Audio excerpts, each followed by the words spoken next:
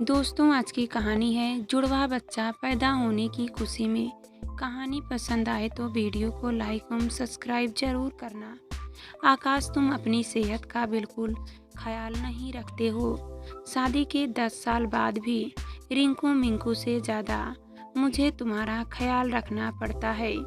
जल्दी जल्दी टिफिन तैयार करती कोमल बोली जा रही थी और आकाश फोन आने पर बदहवास सा भागने लगा। उफ, टिफिन तो लेती जाओ। कहते हुए हाथों में टिफिन पकड़े कोमल उसके पीछे लगभग दौड़ ही पड़ी। टिफिन लेते ही आकाश की गाड़ी धुआं उड़ाती चली गई। कोमल को अब जाकर फुर्सत से चाय पीने का मौका मिला। शादी के 5 साल तक उनके कोई संतान नहीं थी। तब सुबह की चाय कोमल और आकाश हमेशा साथ पीते थे। पड़ोस में रहने वाली शीला मौसी का जिक्र छेड़ते हुए कोमल उदास होकर जब कभी बताती कि पता है, आकाश शीला मौसी के दोनों बेटे विदेश में बस गए हैं, पर वे अकेली रहती हुए भी शान से कहती है कि साथ नहीं रह सकते तो क्या हुआ, कुदरत ने उन्हें दो दो बेटे तो दिए। यह बताते बताते जब कोमल लगभग रुआसी सी हो जाती, तब आकाश प्यार से उसका हाथ थाम कर कहता, डॉक्टर ने कहा है ना कि जल्दी ही हमारे घर भी प्यारा सा बच्चा आ जाएगा। तुम बिल्कुल परेशान ना हो। यह सुन कोमल शीघ्र ही सहज हो जाती। आकाश का अपनत्वपूर्ण स्पर्श उसे एक नए आत्मविश्वास से भर देता। कोमल की पड़ोसी दिव्या रेडियो आरजे की नौकरी करती थी। उसकी नन्ही बेटी मुन्नी कोमल को बड़ी प्यारी लगती। एक दिन कोमल दोपहर को बालकनी में खड़ी थी। दिव्या के घर पर नजर पड़ी तो देखा नन्ही मुन्नी अपना स्कूल बैग लिए दरवाजे के बाहर बैठी है। कोमल का दिल ममता से भर आया। अतः मुन्नी को घर बुलाकर कुछ स्नैक्स खाने को दिए। फिर दिव्या को फ़ोन किया तो पता चला कि अचानक किसी मीटिंग की वजह से उसे आज आने में देर हो जाएगी। तब कोमल ने उसे मिन्नी का ध्यान रखने का आश्वासन दिया। दिव्या जब ऑफिस से आई तो अपनी बेटी का ध्यान रखने के लिए कोमल का आभार व्यक्त किया। आगे से तुम्हें परेशान होने की ज़रूरत नहीं है। दोबारा कभी ऐसा हुआ तो मैं खुशी से मुन्नी को अपने पास बुला लूँगी। कोमल के यह कहने पर दिव्या बोली, धन्यवाद कोमल, लेकिन अब आगे से ऐसा कभी नहीं होगा, क्योंकि मैंने एक प्ले स्कूल में बात कर ली है। अपने स्कूल से मुन्नी सीधे वहां पहुंच जाया करेगी। फिर शाम को ऑफिस से लौटते हुए मैं उसे ले आया करूंगी। तो तुम्हें मुन्नी का मेरे साथ रहना पसंद नहीं? कोमल उदास होते हुए बोली तो दिव्या प्यार से उसके कंधे पर हाथ रखती हुई बोली, ऐसा बिल्कुल नहीं है कोमल, तुम जब चाहो मुन्नी को अपने साथ ले जा सकती हो, लेकिन मेरा मानना है कि अपनी ज़रूरतों के लिए हमें स्वयं जिम्मेदारी लेनी चाहिए। मेरे पति के 3 फार्म हाउस हैं। उनका ज़्यादातर समय उनकी देख रेख में ही बीत जाता है। मैं चाहूँ तो नौकरी छोड़कर आराम से घर पर रह सकती हूँ, लेकिन मैं आत्मनिर्भर बनना चाहती हूँ। अपनी कमाई का जो सुख होता है मैं उसे खोना नहीं चाहती। कोमल दिव्या की बातों से बड़ी प्रभावित हुई।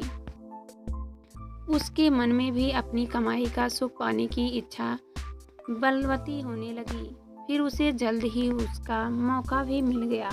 दिव्या के ऑफिस में कोई सहकर्मी अचानक बीमार पड़ गई। दिव्या ने कोमल को अस्थायी तौर पर अपने ऑफिस में काम करने का प्रस्ताव दिया तो कोमल ने तुरंत स्वीकार लिया। आत्मविश्वास से भरी कोमल की आवाज़ से दिव्या के बॉस प्रभावित हुए। कुछ ही दिनों में कोमल की आवाज़ रेडियो पर लोकप्रिय होने लगी। कोमल को जल्द ही स्थायी तौर पर काम करने का प्रस्ताव मिला।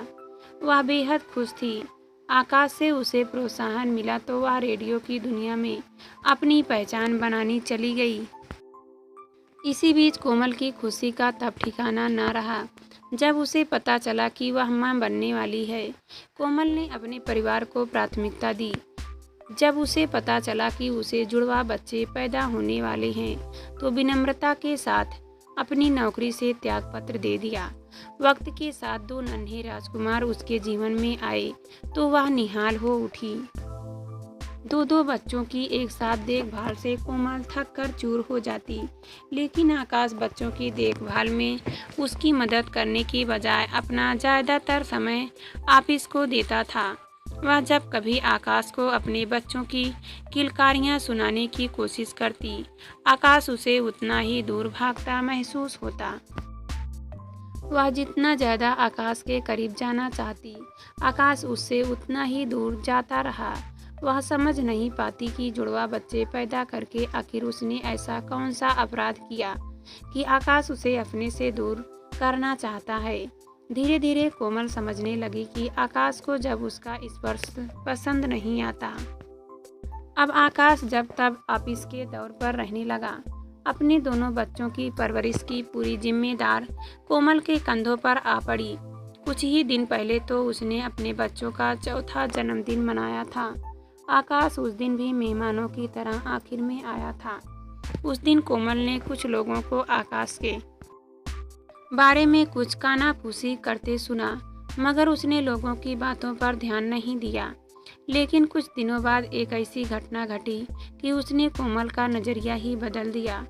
हुआ यह है कि एक दिन अचानक दिव्या उसके लिए एक इन्विटेशन कार्ड लेकर आई। रेडियो स्टेशन के लोग पूर्व कर्मचारियों के लिए एक पार्टी रख रहे थे, जिसमें कोमल भी आमंत्रित थी।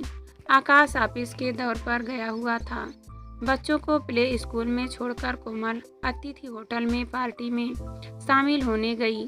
वहां उसने आकाश को एक लड़की के साथ जाते देखा तो हैरान हो आकाश के पीछे भागी। उन दोनों ने रूम नंबर 512 में जाकर कमरा बंद कर लिया। उसने होटल की रिसेप्शनिस्ट से कहकर रजिस्टर में देखा तो रूम नंबर 512 के आगे मिस्टर एंड मिसेज आकाश नाम लिखा। नाम उसे मुंह चिढ़ा रहा था। कोमल को तो जैसे काटो तो खून नहीं। इसी बीच दिव्या उसे ढूंढती हुई वहां आकर उसे पार्टी में ले गई। दिव्या के पुराने बॉस कह रहे थे, कोमल, तुम्हारी आवाज़ को लोग आज भी ज़्यादा याद करते हैं। तुम जब चाहो वापस आ सकती हो। You are most welcome. Komal अन्यमनस्क सी बैठी थी। जैसे तैसे पार्टी से निकलकर वह घर पहुंची। घर पहुंचते ही वह फूट फूट कर रो पड़ी। उसे पल पल चले जाने का एहसास कचोटने लगा। आज पहली बार उसे अपनी नारी होने पर दुख हुआ। उसने आकाश को फ़ोन किया पर उसका फ़ोन बंद मिला। आकाश अगले दिन आया। कोमल ने उसके दौरे के बारे में पूछताछ की तो वह हड़बड़ा गया। कोमल ने अतिथि होटल का नाम लिया तो आकाश गुस्से में कोमल को भला बुरा कहता हुआ घर से बाहर चला गया। कोमल को अब समझ नहीं आने लगा कि क्यों आग उससे दूर रहना चाहता है। उसे लगता था कि पिता बनने का जो गौरव उस आकाश को दे रही है, उसके बाद आकाश उसे पलकों पर बिठाकर रखेगा। लेकिन आकाश ने तो उसे अपनी जिंदगी से ही निकला फेंका। उसने आकाश से बात करने की कोशिश की, लेकिन आकाश उसकी कोई बात सुनने को तैयार ही न हुआ। कोमल ने बहुत मिन्नतें की, अपने बच्चों की दुहाई भी दी, लड़ाई झगड़ा भी किया, लेकिन आकाश पर कोई असर न हुआ। उसने दो टूक जवाब दिया कि वह उसे और बच्चों के खर्च देता रहेगा, लेकिन निजी जीवन में वह क्या करता है इसके उसे मतलब नहीं होना चाहिए। कोमल ने मायके वापस जाने की सोची, लेकिन फिर सोचने लगी कि जब उससे के मासूम बच्चों पर दुनिया की ज़बानें तलवार की तरह बरसेगी तो वह किस किस का मुंह बंद करेगी। वह फिर उदासी में डूब गई। अब दिन रात सोच में डूबी रहती। अपने आप को इतना ज़्यादा अपमानित उसने कभी महसूस नहीं किया था। अचानक कोमल को अपने बॉस का यू आर मोस्ट वेलकम कहाँ वाक्य याद आया तो वह उठ खड़ी हुई। उसने फ़ोन करके फिर से ऑफिस आने की बॉस से इजाज़त मांगी तो जवाब में यही सुनने को मिला कि यू आर मोस्ट वेलकम। कोमल अपमान की दुनिया से निकलना चाहती थी। वह अपनी ज़िंदगी के फलते बिखरते पन्नों को समेट रही थी। दिल के किसी कोने में आज भी कोमल को यह उम्मीद है कि शायद कभी आकाश को अपनी गलती का एहसास होगा। लेकिन एक सवाल यह भी है कि क्या वह उसे माफ़ कर पाएगी?